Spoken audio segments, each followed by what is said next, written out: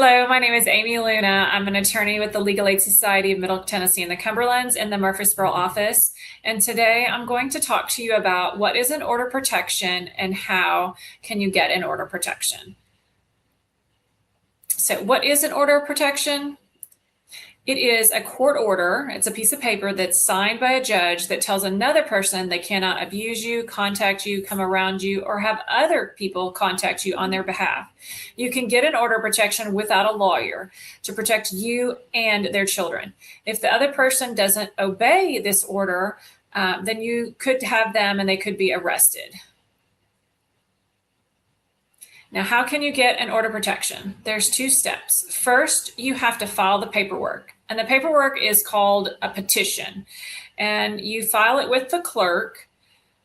And the petition, it is a piece of paper where you write and you tell the judge that you want an order of protection. And you will then file this petition with the court clerk. And you can file it in the county where the abuse, sexual assault, or stalking happened to you. Also, it's important to know that if the person doesn't live in Tennessee, then you can file it in the county where you live.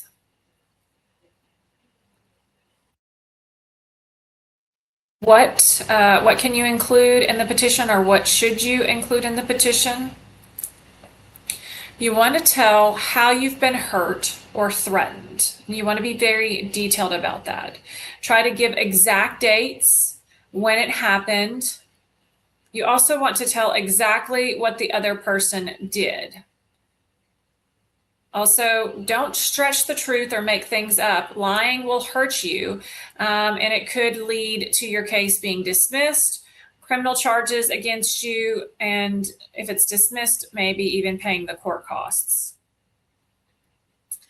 You do want to be very specific in your petition. So when you're writing down what happened, don't just say they scared me or they hurt me, but you want to write specifically, they pushed me against the wall, they drew their fist back and tried to hit me, or they did hit me. So very specific about what happened so the judge knows. After the judge or magistrate will review your petition, they will determine whether or not to give you an ex parte. That is a temporary order that's put in place until a hearing can be held that will determine whether or not you get the full order protection. The temporary order that goes in place will prevent the abuser from contacting you or coming around you until the hearing can be held. So step 2, once you file the petition and it's been determined whether or not you will get a temporary order, a hearing will be set, a date will be set, and it will be told to you and the person who hurt you. They'll get a notice of the hearing. You need to go to that hearing. If you don't go, your order of protection could be dismissed. When you're at the hearing, you're going to tell the judge what's important and what happened. Now, if you are under 18, then someone may have to petition on your behalf, and that can be your parent, your guardian, a caseworker, a guardian ad litem to petition on your behalf for the order of protection. If you, when you file the petition, it's important to know that you don't have to pay the court costs to file the order of protection. Now, as I said earlier, at the end, if they found that you were not truthful, then you could potentially be made to pay the filing fees. But there should be no upfront costs. You don't have to pay money to file for it or to have it served upon the respondent. Now, after you go to court, the judge is going to decide who's going to pay. The other person must pay if the judge gives you an order of protection. You will only have to pay, again, the court costs if they decide that you completely made up the abuse and were not truthful.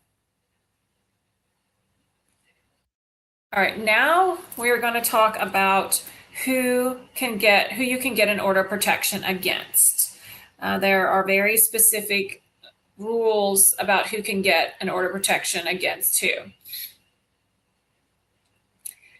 You can get an order to protect against someone who stalked you, and that's 2 or more unwanted contacts, and you've told them to stop and they continue to contact you. That would be considered stalking.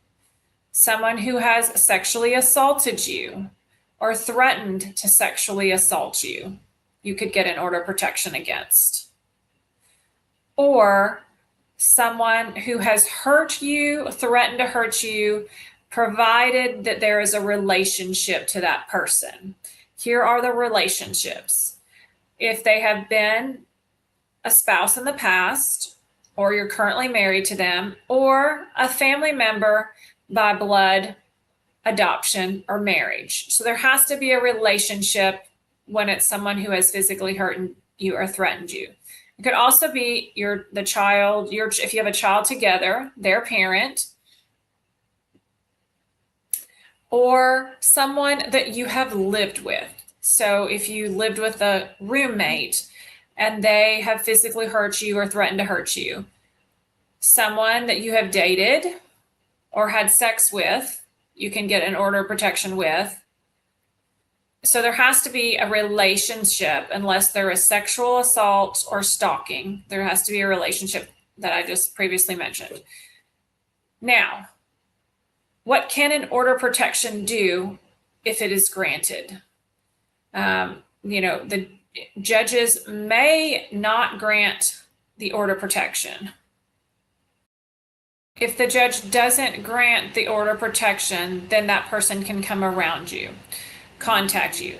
If the order of protection is granted, there are certain things that you can ask for through the order of protection. You could ask that person have to move out of your residence or provide you with housing for you and your children. The order of protection could require that the lease, that you be able to break your lease and move away from the abuser, and it could require the abuser to pay that cost of the lease fee breaking.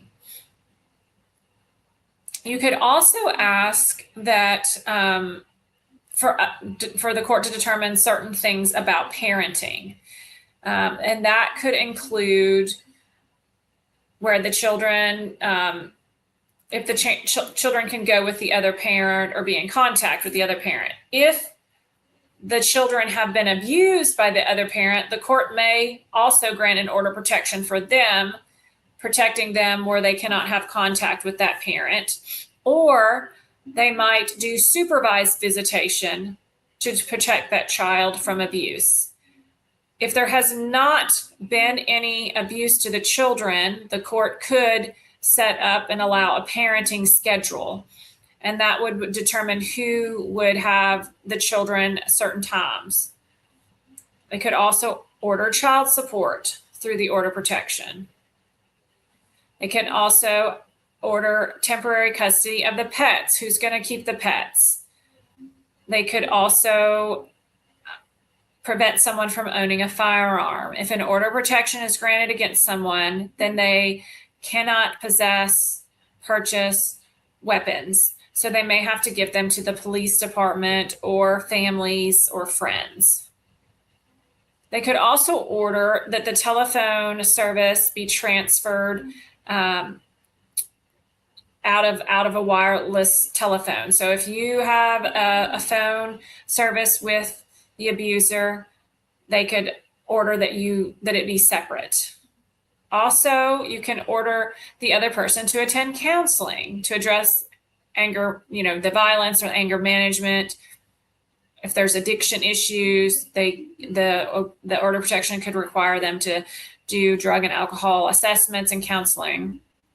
You can also ask for spousal support or financial support. So if you were married, then you could request that they pay support temporarily through the order of protection. So Just because you can ask for these things doesn't mean that the court will award them. These are things that you can ask for, but some courts will not award these things, and they will say they're just going to provide the protection. Those things could be handled through the divorce court, but some courts will do all of these things that I've listed under the order of protection.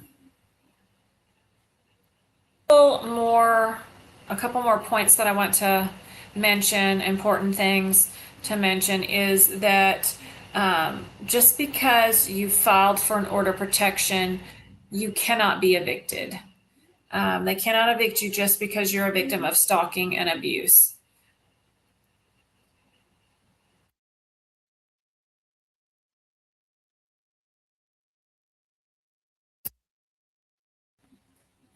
Some important points I want you to know. You cannot be evicted from your home because you're a victim of abuse, stalking, or sexual assault. So if your landlord is trying to evict you, there are certain protections, and you should and could maybe talk with the legal aid to determine what those are. If you're granted an order of protection after you have a hearing and you file for a divorce while the order of protection is in place, the order of protection could last until the end of the divorce is final. And an order of protection can be granted up to 1 year on the initial petition. But if you have filed for divorce, the order of protection could continue past 1 year until the order of protection is final. If an order of protection is just a piece of paper, and it hopefully is an order that then tells the other party that you're serious, you don't want to have contact with them, you don't want them to come around you, they're not going to abuse you anymore. But sometimes people still don't honor and follow those orders. Sometimes people need to have more safety and may need to go and stay in a shelter. There's also advocates who can help people to safety plan. The legal aid website has another video that talks about safety planning and how to stay safe. So I would encourage you to watch that recording also. But if you are not safe and you need a safe place to stay, you can also contact the domestic violence hotline at 1-800-799-7233, and they can link you up with your local domestic violence agencies.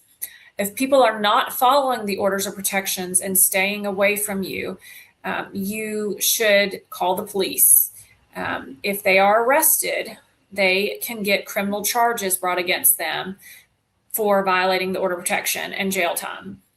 Also, in addition to calling the police, you should file a petition for contempt and ask to extend the order of protection. This is another action. This is a civil action within the order of protection. And in addition to criminal charges that may be going on that the state of Tennessee is pursuing, but in that they can be found in contempt and have to face jail time through the violation of the order of protection. And you can ask for your order of protection to be extended. If someone is convicted or found to have violated an order of protection one time, the order of protection can be extended for 5 years. Now, if they are found to have violated the order of protection 2 or more times, it could be extended for 10 years.